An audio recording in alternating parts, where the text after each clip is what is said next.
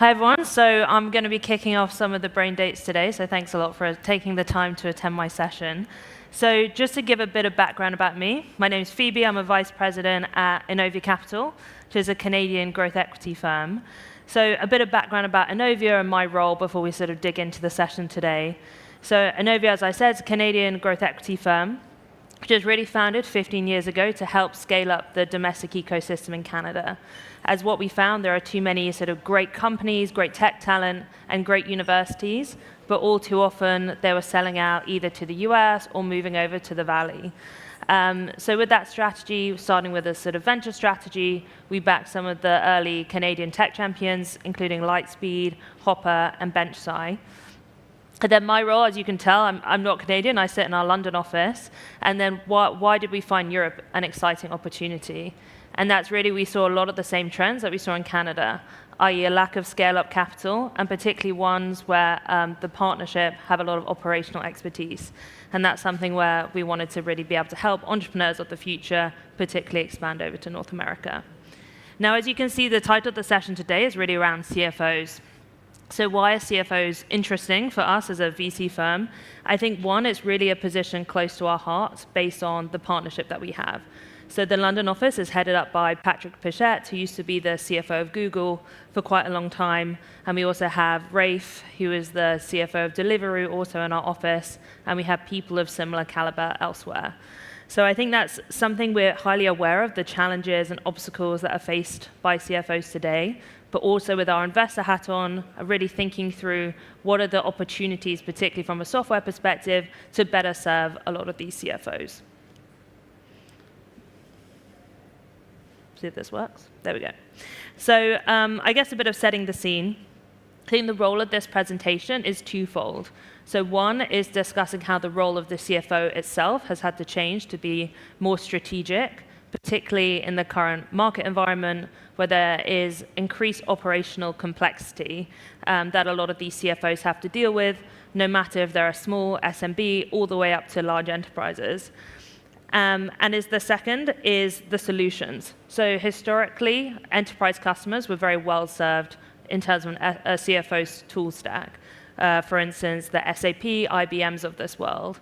However, now there's an opportunity both to liberate small and medium-sized businesses from manual complexity that they're now dealing with, and also at the mid-market to be able to give them access to tools historically only available to larger businesses. So taking the first part of this presentation, so a bit more about how we see the role of the CFO. So I think a lot of the core priorities are the same as they've always been, but they've been forced to change. And I think having spoken to both our partnership and also other, obviously, CFOs in our portfolio companies, these sort of 4 points really came true on the left-hand side, where I think really to highlight, these are categorized obviously by 3 main pillars. The first is obviously reporting the past, so more backward-looking. That's where a lot of CFOs historically spent their most time. Managing the present and the day-to-day, particularly around cash flow in the current market. And also budgeting and planning for tomorrow, which is essentially where a lot of strategic finance unlocks the most of its value.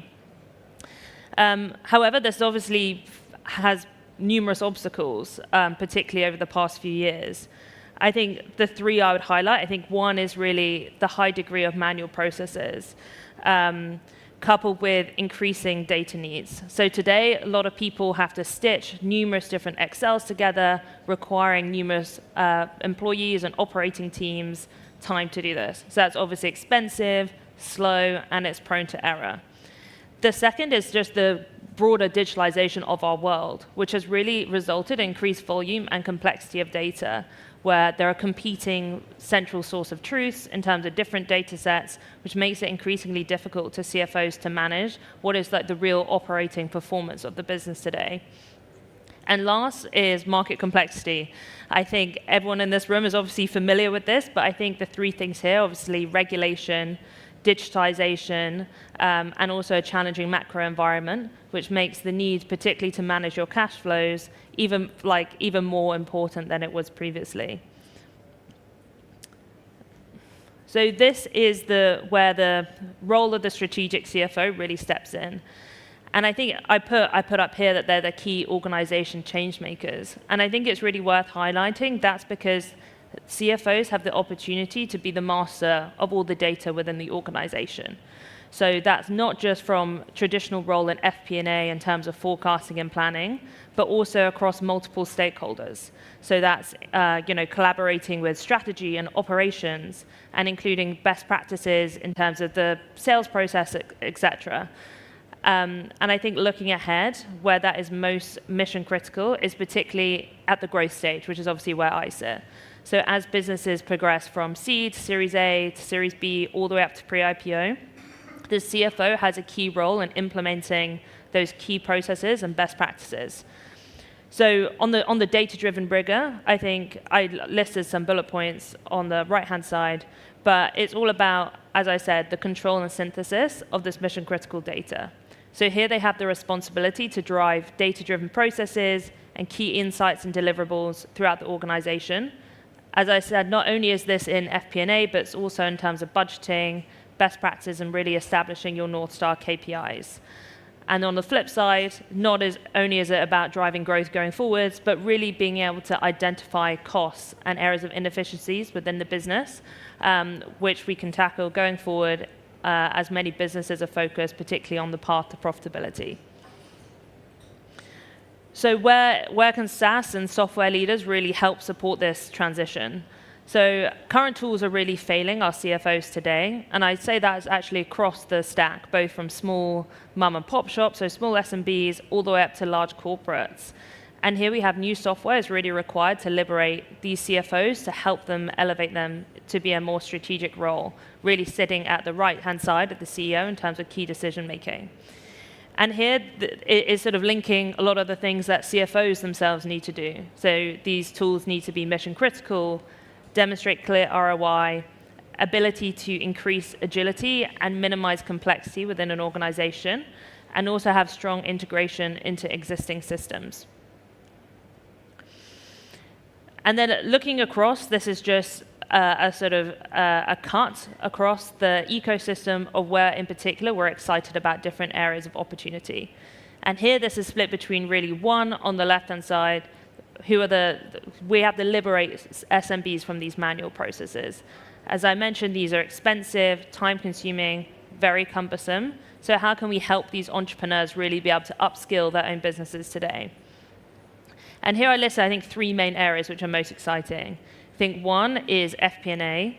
So I've mentioned a lot around Excel and the difficulties using Excel in business organizations, but it's tools who are enabling entrepreneurs to really upskill themselves beyond just traditional Excel methods. So there are quite a few in this space, like the Causal, Abacum, et cetera, who are really sort of liberating entrepreneurs from this process. The second is invoicing, so accounts receivables and payables. And this all ties into working capital. As we all know, cash is king, and particularly for small SMBs who often are in traditional industries, in the current market environment, cash constraints are increasingly pertinent, and there's no better need to implement sort of receivables and billings platforms, particularly given, I think it's over 80% of invoices are still manual today. And the last is accounting. So we've had quite a few of the early stage accounting players, accounting software players, so the Xero and Sage of the world, but still enabling entrepreneurs to digitize mission critical functions, particularly around accounting, bookkeeping, which are very time consuming, where CFO's time can be better spent on better value added tasks. And then secondly, on the mid-market, I think here the opportunity is really to give a lot of these mid-market customers the tools that enterprise customers have historically had. So I've listed 3 verticals here, so cash flow, treasury, and adapting to emerging business models. And on the cash flow side, it's really upgrading legacy systems. So you have some initial earlier stage players like the Anaplan, Board International, but often they're not necessarily SaaS-led. They don't have the same go-to-market capabilities or product functionality that a lot of emerging players are looking for today. The second is treasury. So historically, treasury, you needed to have a huge treasury team at a large enterprise. It was very difficult if you're a smaller business to really be able to get access to that. So it's solutions like a Treasury Spring or Kyriba on the software side who are able to upskill these CFOs and give them a toolkit which was not previously available to them. And the last is adapting to emerging business models. So the world, as we know it, has obviously changed as it was 20 years ago. So for instance, across procurement, tax, billings are all impacted by things like a broader transition to subscription models or usage billing. Or on the procurement side, you also have, and on the tax side, sorry, things around VAT management as we go to more e-commerce use cases. So these are the broader areas that we're excited by, which I sort of wanted to present today and get a better sense from the group in terms of your opinion on it as well. So yeah, I think that sort of basically brings to a close before I open up the floor to discussion, which I'm looking forward to. So just to summarize, what are the key takeaways? So one, it's really the CFOs today, whilst their core role hasn't changed in some ways, they're really constrained by numerous obstacles, which is characterized by increased complexity, uncertainty, and volatility. The rise of strategic CFOs have really risen to meet these challenges, which is particularly important as businesses scale up. So they're able to drive data-driven processes and level up the finance function of the entire organization. This broader transition really requires a new generation of SaaS tools to best meet these needs across both finance verticals and also business size, as I highlighted in the previous slide. And then, yeah, I really wanted to also set the floor with this presentation, and I've included some discussion points here, but I wanted to open it up to the group, both in terms of your perspectives on how the CFO's role as an operator has had to change. So where else are the main mission-critical pain points that are being neglected? And also other emerging areas of innovation that perhaps I've highlighted, perhaps I haven't, and where you see the biggest opportunity set from a software perspective today. So yeah, I'll open it up if anyone has any opening remarks or questions they would like to share. Yeah.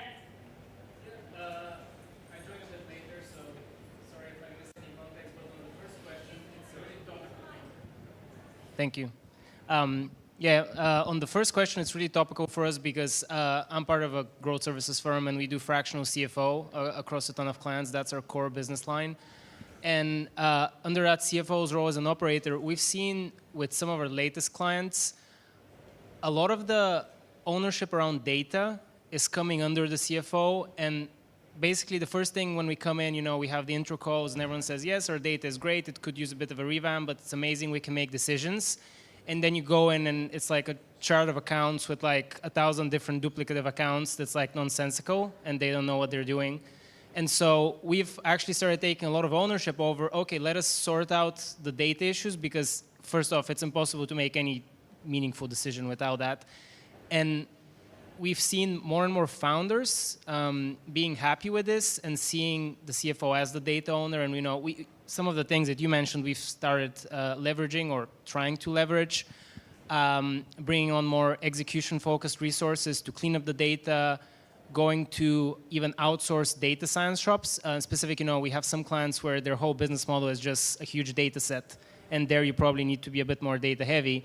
And then the last thing is just introducing that automation so that you can first read the data without 55 analysts having to parse your QuickBooks and another few tools to actually get it into a report format. And for us it starts with simple things like Looker Studio where you can just rely on some small APIs and a few Google Sheets that are at least they're manually managed, but if you're kind of clean and organized with your data you can still make decisions. But I think one of the most mission-critical pain points today is just data cleanliness and data organization. And it probably moves more, and especially in small companies. We mostly work with SMBs and like mid-market companies. They don't have a budget for a data team. They don't have a budget for a chief data officer. So like, it's probably the CFO that has to do this. After all, the CFO is responsible for all the shareholder reporting, all the KPI reporting. So it just makes sense. So that's one of the things we've seen, from first-hand experience lately. Yeah, no, I completely agree. I think that is really the ability to control that mission critical data is really, for me, what sets apart like strategic CFOs. And as I think it's also worth highlighting that it's easier said to like an SMB, oh, you should be strategic and automate your data this way. It really is, as you said, it's a process. It's a process of learning. It's a process of being able to integrate data most effectively within the organization. And the last point, as you mentioned, is really on automation. So particularly on an SMB perspective, how can you automate day-to-day tasks? So bookkeeping, board reporting, if they have that, to really enable these entrepreneurs to free up a lot of their time. Yeah, thank you. Just following on from what you were saying then, I think find it absolutely exactly my experience as well. But also I think building on that, there's the finance systems, but there's also then the sales systems, the operational systems that you need to get your data together. You need to make sure that reference data is the same, master data is the same across all those things. You need to then get the metrics downstream in a coordinated way that they can be linked up to those to those systems as well. So I think that's really going to be driving what the CFO, and as you're saying, the CFO is becoming the owner of data in many of these cases, will be driving to get better FP&A, even better S&OP as well. So really, I'll catch up with you later.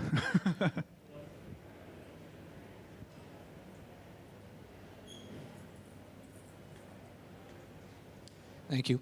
I think we're talking about data a lot, which is great, but one of the things we've seen at least is that CFOs are not necessarily operating, at least through 23, they were not operating with what I would say logic or data or anything. There was a lot of fear operation, right?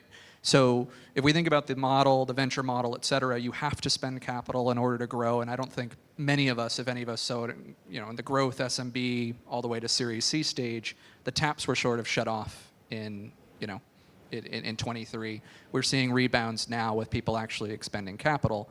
But I wonder, for the group, I suppose, but particularly as it goes to another enterprise application layer, how we actually push the sentiment, of a CFO, making investment, chaining to ROI, trying to quantify what the expected outcome is supposed to be from these tools moving forward, because we do see shifts. People now have to grow, not at all costs, but at a reasonable cost. How do we get to that definition of reasonable cost?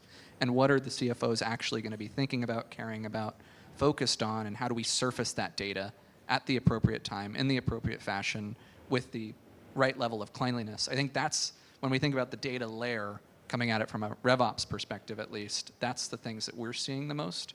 And I don't see today, at least, applications in the market that are catering to that in a one-stop shop or even a simple way for an SMB, growth style company.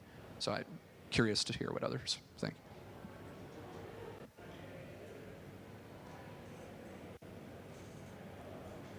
Thank you very much.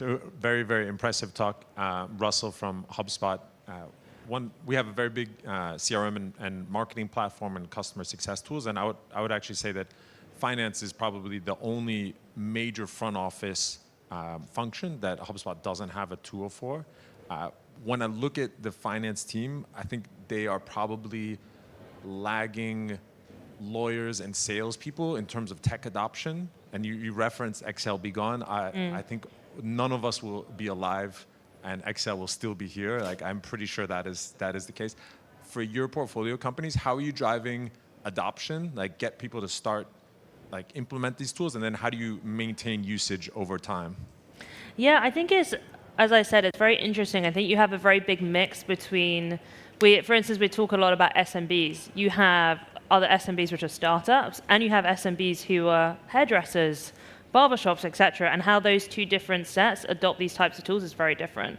So obviously the sort of startups and scale-ups in general across software tools have been early adopters for the past sort of 10, 20 years. So I expect them to be able to drive a lot of your comments around the ability to upskill the RevOps division. That will be done in terms of broader adoption by these sort of scale-ups. I think the issue around the SMBs is where it's more complex, because these people, they don't want to necessarily change their systems. Whilst it might not be working amazingly, it works for them and they understand it. So I think that takes time. But then similarly, I think, which I didn't really highlight as much in this presentation, the broader themes around digitalization is not just about the economy, it's also regulatory.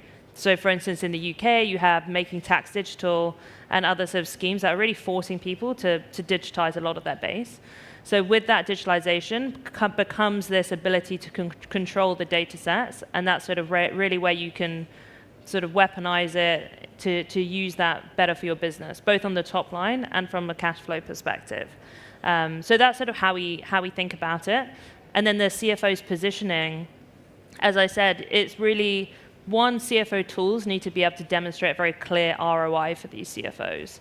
Because as you probably see in the market, you have quite a few different point solutions which are interesting, provide maybe a little bit of additional functionality, but don't fundamentally change the game.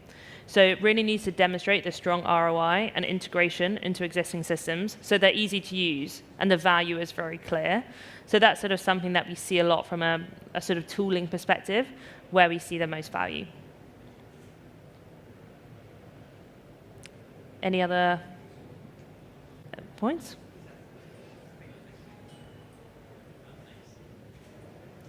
Yeah, no, I thought it was a very interesting point which you raised about using, even just highlighting there about Excel. But how much do you think there's an issue of people using the tools badly versus you need additional tools? Because, yeah, it's something we build custom solutions to automate board reporting using Microsoft Suite.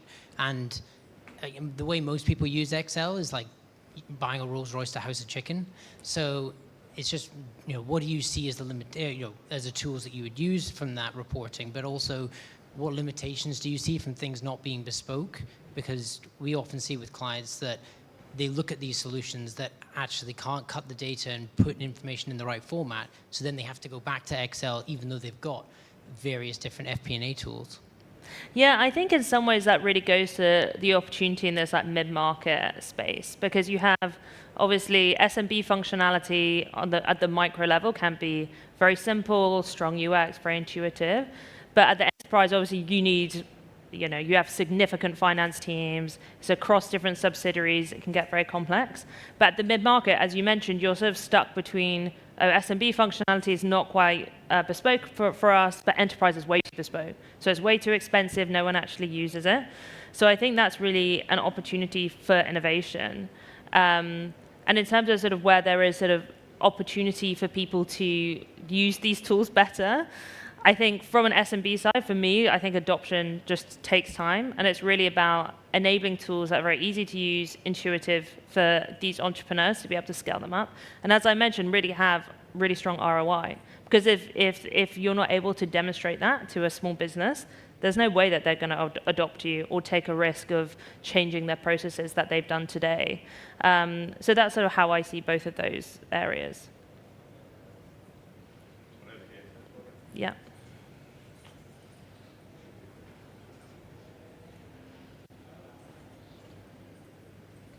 I think from my side in the kind of CFO role as an operator, I'm like an ex-CFO now in venture, and I think one of the key roles when I was coming into a business was trying to tackle the organizational like silos, each person looking at their own individual piece of data, and a lot of the kind of key factors that built into the model from a bottom up were held by product or by marketing or by all of these different areas, not just the data being siloed, but also the influence over that like KPI was, you as a CFO, you do a lot of diagnosing, but you can't really influence if you're not bought in. So I think a lot of the human element of that, we've talked a lot about tools, but being able to plug in and say like, okay, yes, I need access to the data to be able to understand retention or marketing or all of these different elements, but also taking away some of the infighting that can happen between organizations as an outside observer in the strategic element was a lot more smoothing the gaps and bringing people together to understand how it all builds to a cohesive vision. And then on the like other side of the table now, and what I felt a lot was I didn't know where we sat within the wider, like what good looked like. I could say, hey, we have a problem, and I know that this is not going to build towards our targets to get to the next funding level. but what does top class look like versus not? There is a lack of like external data for, at the early stage, you can't afford to pay for a lot of stuff. So the kind of data side of, once you have the data, what do you do with it? What do you look like? I felt like there was a lack of tools for putting it all into context for what you need to fix for the next funding round, for what good looks like. So have you seen anything on the external data side? Yeah, I think we're out of time, so I'll give my 30 seconds on this. I think the point you mentioned around stakeholder management is really key, because being cut off. Being a good CFO is obviously not just about budgeting, forecasting, etc. Like particularly on the forecasting perspective, how you control the data from all those different disparate teams. The best CFOs really control that, and they drive a lot of the sort of forecasting from many different functions. But I'll probably have to pause there because I'm aware the next speaker's going to come on. But thank you everyone for your time. Really appreciate all your comments.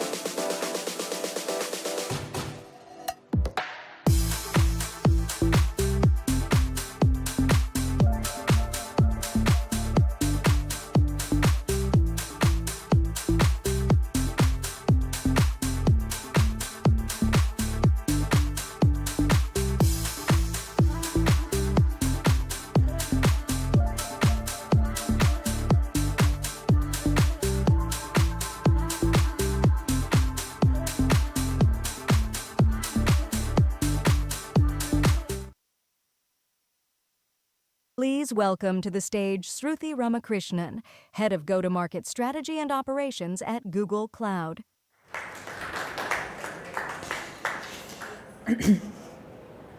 Everyone hear me? Okay. Hi, everyone. I need to say this off the get-go. I thought this is going to be a small setup where I can sit with all of you and talk to you and be a brain date, and I was suddenly tricked to doing this big event. So excuse me if it's not as good as you think it goes. And if you can all come a bit in front, I'd really like it. We can make this more intimate. You look like you're too far away. Thank you. Thank you for that. Thank you so much. Excellent.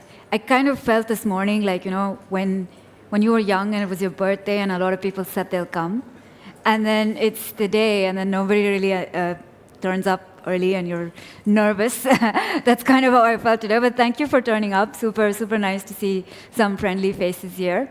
So let me introduce myself. I think I've given you a fancy title. What I did, to be honest, is put my topic on Gemini. Gemini is Google's internal LLM, which is awesome, right? And I'm like, give me a funky title. So it gave me this funky title, and it looks really nice. So don't read much into it. It's just AI helping us with all our presentations nowadays and making us look more intelligent, which is nice. So my name is Shruti. A little bit of background about myself. I started off in my career as an investment banker. So I used to be in JP Morgan in finance. I started off doing everything that they told me to do. So it was leverage finance, raising debt for a lot of companies, doing M&A for shipping companies, and then somehow, somewhere, I ended up doing a cloud IPO.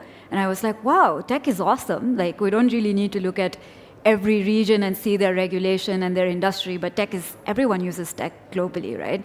And that took me to the world of tech. And then over the last 6 years, I did a lot of deals in the tech space, and some of the 2020, 2021 valuation bumps were thanks to us, the bankers, where we valued a lot of companies at 40x revenue, and the market thought that that was real, but it wasn't real. We were creating the bubble, and we all know that. And then it all came crashing down. But anyways, the good part is that that's when I fell in love with SaaS and tech and cloud. And I was like, I know how to value a company. I know how to look at it from an investor angle. How do you operate a business? That was my next thinking. And then that's what took me to Google Cloud, where I've been there for 2 years now, building the go-to-market strategy for our UK cloud business. So as you all know, the cloud business is about 30 billion for UK globally. For globally, and UK is about 1 billion. So just to give you some statistics around it. And what we do in the go-to-market organization is we try and sell our products. That's as simple as that. Sometimes we're successful, sometimes we're not, because we're selling so many things. And you all know the AI hype now, and everyone's like, sell AI, but how do you sell AI? Nobody knows that, right? So I wanted to go a bit into, oh, okay. Am I doing that properly? Oh. That's the laser. So if you just This one? Okay. There you go. There you go. All right. That's, again, a fancy infographic from AI, but it's really useful to put my thoughts down. So one of the things that we do in Google is we work with founders, a lot of startups, and then we have something called Google for Startups programs, which is if you're a founder in a Series A, Series B company, and you're really looking to start growing your customer base, but you don't have much money to invest in, say, GPUs, TPUs, and AI and models. Like, everyone's saying they're leveraging AI, but how many of them are actually using the LLM models, which is very costly, right? So we in Google, we do call startups, we have accelerator programs, and then we put them on our credit programs. And if you want to connect about that, I'm happy to get in touch after this. But we put them on our credit programs. You can use our tools for free, and then once you're set up, you can start paying Google, right? So a lot of startups come to us, and while they get a lot from us in terms of what technology to use, which model to use, how to set up their cloud for the next 3 years to scale, a lot of them really struggle with go-to-market. How do I define my market? How do I define my customer? At what point do I know that my target customer has been defined properly? And then where do I go for a sales strategy, a pricing strategy, a marketing strategy? Am I right? Am I wrong? Right? So there's a lot of questions around that. Is this the right time to hire a sales rep? Okay, now I think I'm doing well. I think I've got 5 paying customers. Maybe I need a VP of sales, right? So they're so fast into going to the next step that sometimes, that classic question of lifetime value, customer acquisition cost, all of this, are we doing the right thing? There's so much question. So what you'll see here is us and Google Cloud are here. We're at the Series B and beyond. And what we obviously have is we're a market leader. So in terms of product market fit, for us, product market fit doesn't make any sense anymore because we have 20,000 products, right? So everything is at a different stage in terms of fit. So when we start to look at our go-to-market strategy in terms of the target customer, sales, pricing, and marketing, we're in that stage when we need to define a list of customers that we will not serve, right? We've kind of gone through the stages of looking at our segmentation as SMB, corporate, enterprise, digital native, traditional. We've done so many different varieties of segmentation that we've now reached a point where we know who our customers are, which product takes what customer, and now we're almost defining a no list because we know that these customers are not going to give us any money over time. They're churning fast. They're using a lot of our resources, and we're not really getting any benefit from them. So we stopped using them. And then in sense of sales, we have 400 reps, sales reps, and CEs in UK alone trying to sell our products. So if you put that in an EMEA and global knowledge, you can see the size of our sales force. So almost all of our activities on how we manage that, how we deliver unit economics, how we don't pay much in compensation, and how we keep our profits at bay, right? And then the pricing and marketing just follows. So if that's us, then how are the other customers tackling it? Like, how is a pre-seed company defining its target customer basis?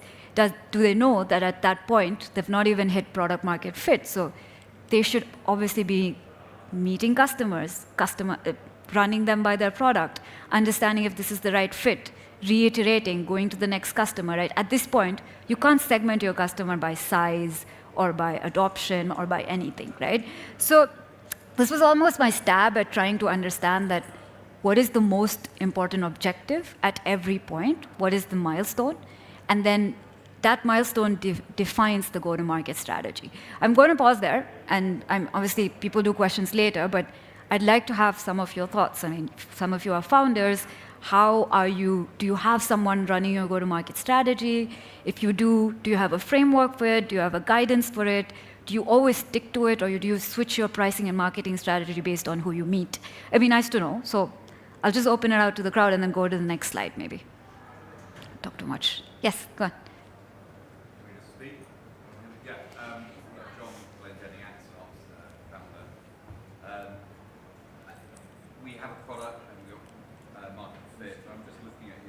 Yeah. Hello. Yeah.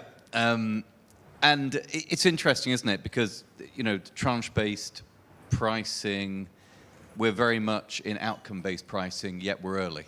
Got it. I mean, I don't put any pricing on the website, and I'll basically sell it for as much as I possibly can. Hope Got we've it. got no customers here. So this is really good. Yeah. But I think sometimes sort of the rules aren't. We have to slightly change. But I think my thought process almost on tranche-based pricing was that at that stage when you're seed, right? You've obviously got your customers. Have you segmented your customers as by size or by, Not really. Not really, right? No, we're probably somewhere between product-led and we definitely have many of the right customers. Yeah. Somewhere in that area. Yeah. So you're just custom pricing based on we have a standard project. price. We don't publish, and we got quite a lot of variability in the pricing charge, depending on the outcome they're going to get out of our product. Right. So it's sort of in that sort of Right. I guess needing to be flexible at whatever stage you're in. Yeah, in terms of pricing, yes. But what I've kind of looked at in Google internally is we do try to do outcome-based pricing sometimes for some of our customers. And where that ends us up in our stage is that if we don't stick to SMB being tranche-based and corporate being a particular pricing, and then enterprise and strategic customers get custom outcome-based. If we don't stick to that, we often end up aligning our resources to the wrong place and end up with a customer acquisition cost which is too high to justify the lifetime value, right? So it's almost like, I mean, at different stage you can make different decisions, but then this is kind of the initial framework if someone is looking to get in, and then how and when do they move to the next stage? It's kind of my thinking, but I completely get you. This could be flexible, but if you are a new first-time founder and you need to have a framework, what would you use? That's kind of the thinking here. Yeah. Anyone else? Yeah. There's an interesting phenom now. I see strong market presence sort of towards the right, Yeah. which, you know, social is such a big channel for so many early stage startups now, right? Yeah. You have B2B influencers out there, Yeah. you know, and frankly, it's astonishing, right? When you really think about it, the power that a brand can have pre-customers, create enough controversy and you get, enough people knowing your brand and Yeah. fuels your go-to-market.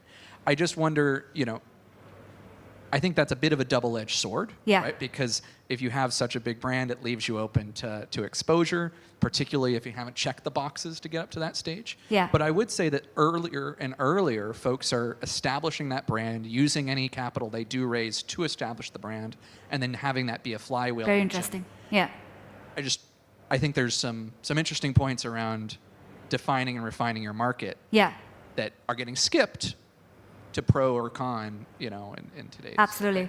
Absolutely. But humor me this. I mean, if someone like a Google, when we started Google Cloud, we didn't need to worry about branding because we had our brand already, right? But say we're a new SaaS customer, which is coming and doing something which is considered very boring in the market, but then the most boring things generate the maximum revenue, right?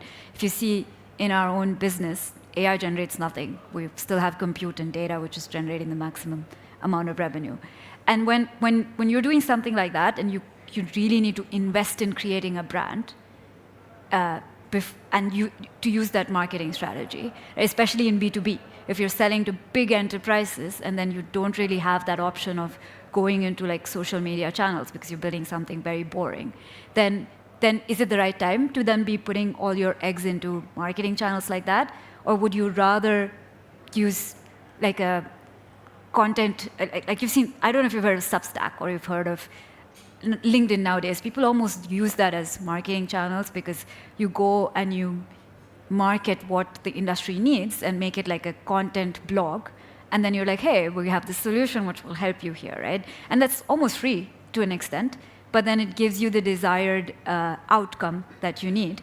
And you're not really putting all your money into a B2B influencer, which is not generating you anything. So it's almost like the ROI question mark that you have, right? That was my thinking there, but happy to hear more there. I can only speak from my own experience. Yeah. I just sold my company Uh-huh. 3 weeks ago, bootstrapped to a decent Congratulations. size. But we didn't have money to spend on marketing. On marketing, right? yeah. So it was all just going to the rooms, being there, building a brand, and so Yeah. on. And I hate social media. I'm not a social media person.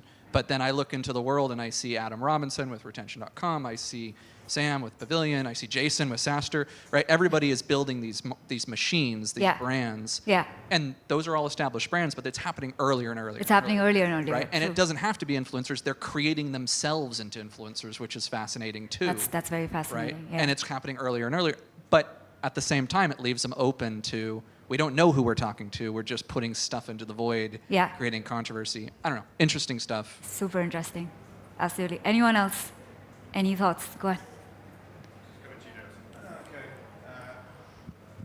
I just have a question. So, Yes. Sipo from Cape Town, Delta B. We Nice to meet outsource you. SDR teams. Nice to meet you. Who owns the GTM function? Who owns the go-to-market Yeah. function? That's a great question. So in Google, Yeah, I mean, in Google, I'll tell you because we're a huge company, and sometimes there's always this question of who wears the jacket, right? For us, I would say it's the VP of sales, right? Because they own the outcome. Even though I'm the strategy team, I build the strategy, I build the quota, and I build the behaviors. but still, and who I report to is the COO, and then there's the sales head. But then almost the way we build it is we have a mirrored organization where every salesperson has a COO, and while their job is to drive revenue, their job is to keep them in check, right?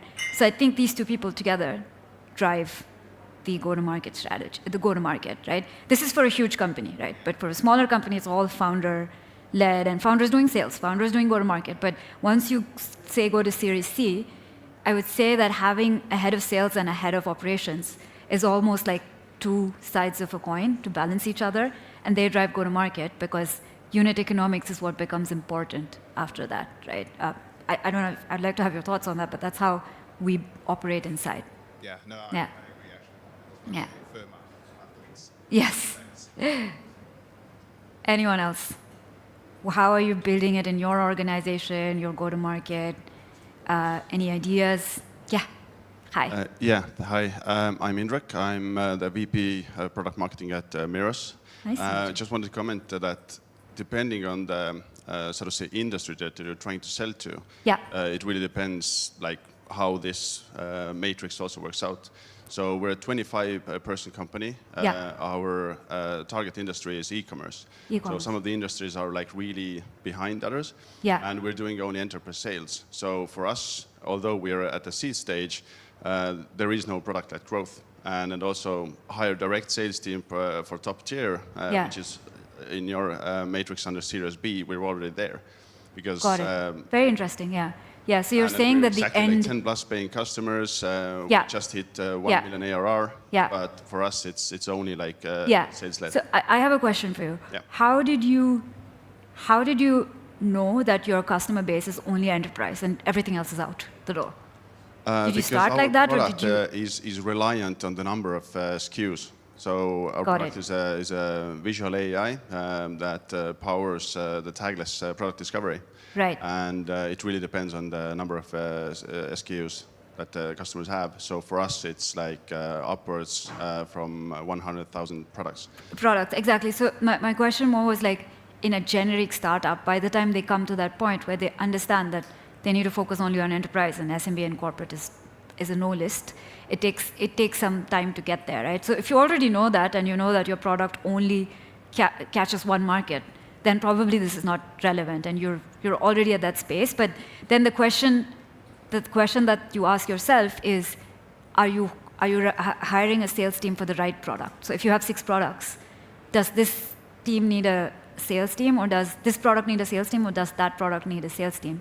That kind of almost goes, the analysis then goes into that, right? At what stage do you need to hire a sales team for which product, which is what we're facing right now, because at this point, because we know AI was the next big thing, we took all our sales force from other products and we pushed them into AI this year. It's like, okay, go drive that, right? So then that becomes kind of the reprioritization, but it's all under the big bucket of matching resources to the outcome eventually.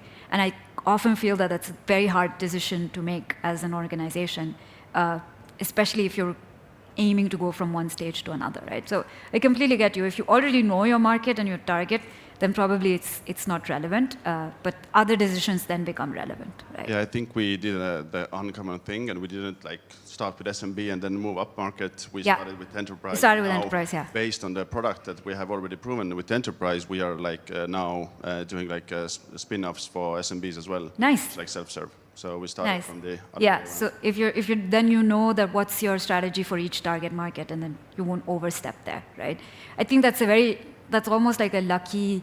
If you can build a product which is already enterprises adopt in the beginning, and then you're not seeing much competition, then that's great, because that's a real need that you're solving, right? But a lot of startups that I've seen, they often struggle with, should we sell to individuals, should we sell to mid-market, or enterprise, and then they're always in that rut of, are we doing the right thing at the right time? And then they often need a framework to kind of put that in space, right? So that's probably the experience that I've had. But good to hear. Yeah. Anyone else? I think we have 5 more minutes. Go on. Yeah. Hi, I'm Himani, and I run an organic marketing agency for SaaS businesses. I wanted to understand that because we have worked with, early stage and even unicorns as well, right? Right. But there, they have not stopped working on founder-led marketing yet. Got it. Right. So do you really suggest that, going forward Yeah. with, that stage, Yeah. should we stop focusing on, or it is all about ROI driven or something like that? That's a great question, because the way I would almost look at the next stage is founder-led marketing should be prioritized. Yeah. Because when you go to the next stage, it's like when you refine your target customers, you have strategic customers, which are the top. Right. And then you have enterprise, corp, SMB, if you're doing size. Right. If you're doing adoption, if you're doing regional, you can have different types of segmentation that you use, right? So then the founder should probably focus on the target, the ones with the highest ROI, or what you think has the highest ROI. And everything else becomes more scalable costs, which you can justify and which can reach a higher volume, but it's not much of an investment from your side, right? That's why I think it all starts with targeting the customers and segmenting them. And for your business, what's the right segment? Right. And then where does a founder put their time? So almost in our organization, the VP of sales spends all their time on the strategic customers, and that's it. Right. And everyone else, everything else is then done via different routes. Right. But then it's not necessary that the strategic customers are our spending customers. They can also be greenfield, like we must be earning nothing from them, but they have the highest potential. Right. So that targeting is almost the first step, Yeah. and then everything else follows as a strategy, right? But like you said, sometimes it might never work to kind of box it that way. But for a new founder to have a framework almost wins. So the next thing was framework makes the game work, right? It's like this has worked for me in my life, but it might not work for someone else. And I have an experience of only working with JP Morgan or Google Cloud structural places where frameworks work. But maybe for a smaller place, that doesn't work, right? But then, yes, thoughts. Yes. Anyone else? I mean, we have 3 more minutes. Go ahead. Yes.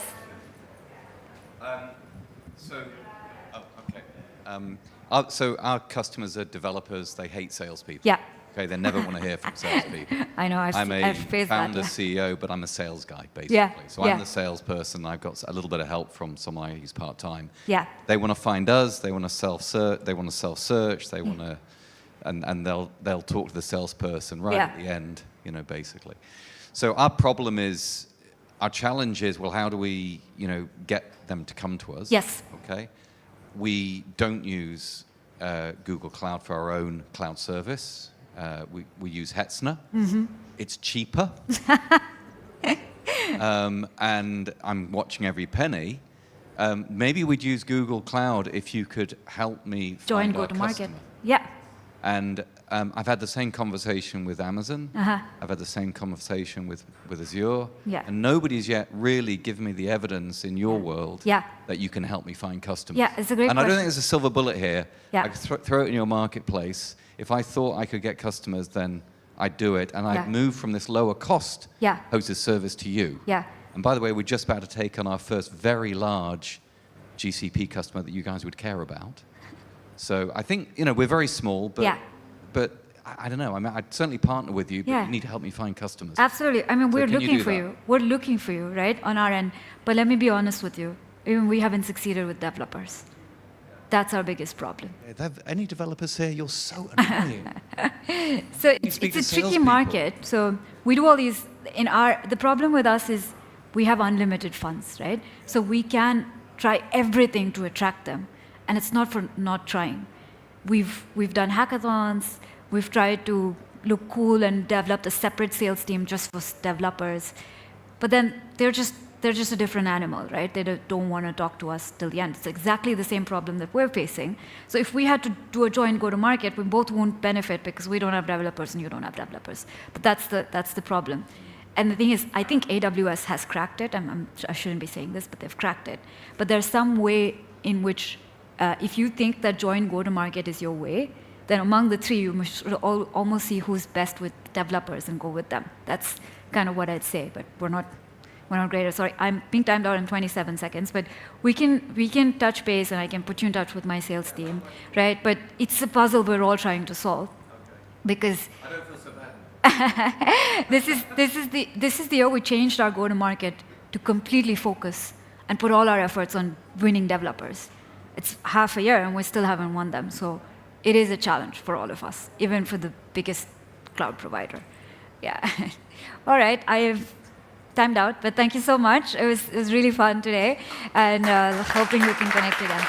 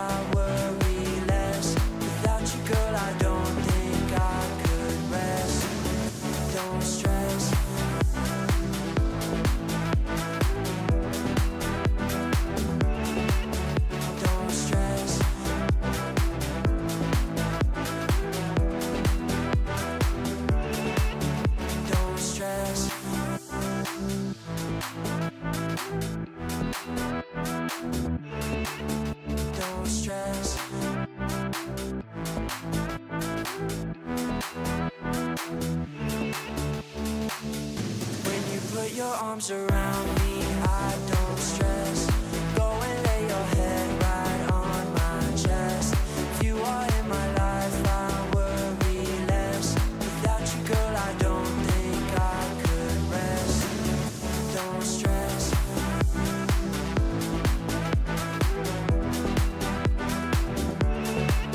Don't stress.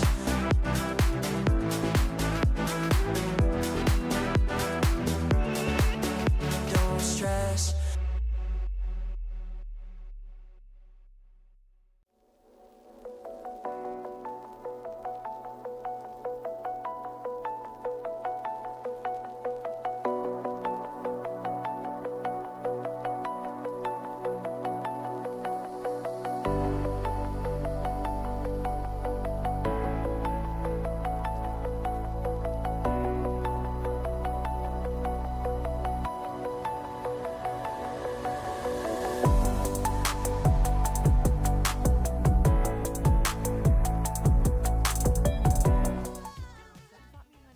Please welcome to the stage Jane Redden, Partner, Talent, and Platform at Albion Capital.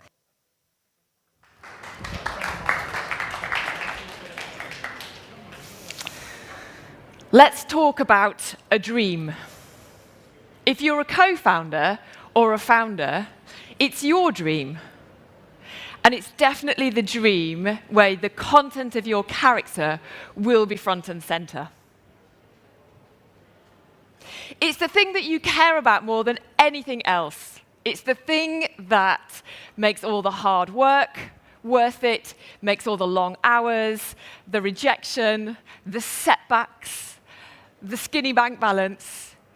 It makes it all worth it because you believe in it so much. And you don't want to do it alone. Totally get that. So, you ask your school buddy to join you as a co-founder. Or you ask your MBA alum to come along for the ride with you. Or you join an accelerator program, Entrepreneurs First, Y Combinator, and you are matched with a co-founder. Or perhaps you meet in a previous role at work, and you got on really well, you were absolute buddies, and you thought, okay, this is going to be an awesome thing that we can do together. Who am I describing? Who's a co-founder in the room? Is anybody co-founder? Okay, amazing. Co-founder? Yeah. Yep. How many co-founders do you have? 2. You've got 2. There are 3 of you. Yeah. Oh, awesome. How did you meet? During college. During college. Yeah. Okay, awesome. Do you mind me asking a personal question? Are you friends? Yeah. Yes. Okay. Did you start as friends? Yes. Okay, and you're still friends now? Yeah. Okay. 12 years. And after 12 years. Amazing. Amazing story. Thank you. You see, friendship does form a core part of the relationship, the co-founder relationship. My challenge to you, though, is that it has to be so much more than that. In fact, to cultivate a successful, long-term co-founder relationship, it has to be a highly productive partnership. Because it's your ticket to wealth. And it's the ticket to achieve your dreams.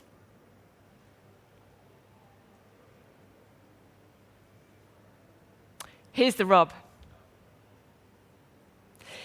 Companies fail, startups fail, because of co-founder relationships more than you are likely to get divorced.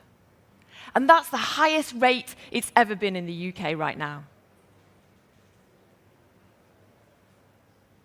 So it must be this productive partnership where 1 + 1 = 3 in terms of output and progress. And we see it so often that those co-founder relationships that start well in the beginning can't sustain the journey through the roller coaster of a startup life. It's even more important now because times are tough, right? We all know that. It's still a very tough market out there. So that internal alignment is more important than ever. It has to be there. So I'm an organizational performance specialist of startups. I've been doing it for 25 years, and I love it. I love working with you, founders in the room. You are organizational engineers. You're responsible for the quality, the bar when it comes to strategy, when it comes to communication, when it comes to the level of resilience and adaptability in your organization. Your co-founder title is a badge. It's not a role. And I work in a fund, and by the time you're getting institutional funding, being a co-founder itself is not enough to demonstrate that you've got the leadership skills to be able to grow a company. So it is, in fact, your leadership skills that you bring to bear in the relationship that is co-founder dynamic, that is this early group that you form, the 3 of you or the 4 of you or the 2 of you together. And then you add to that this productivity lens born out of your role as leaders that will move the dial on your business.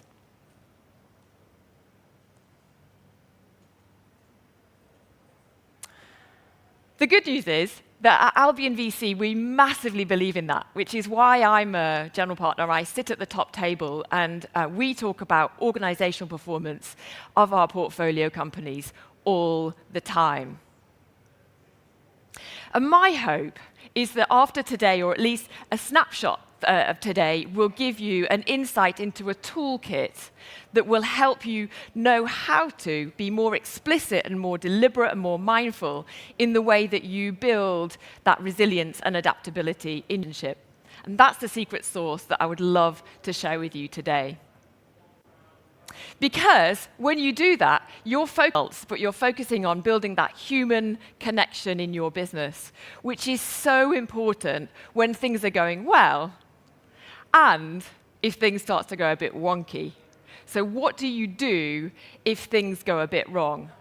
Definitely hold short accounts. Definitely address those problems. But how to address the problems is another thing entirely.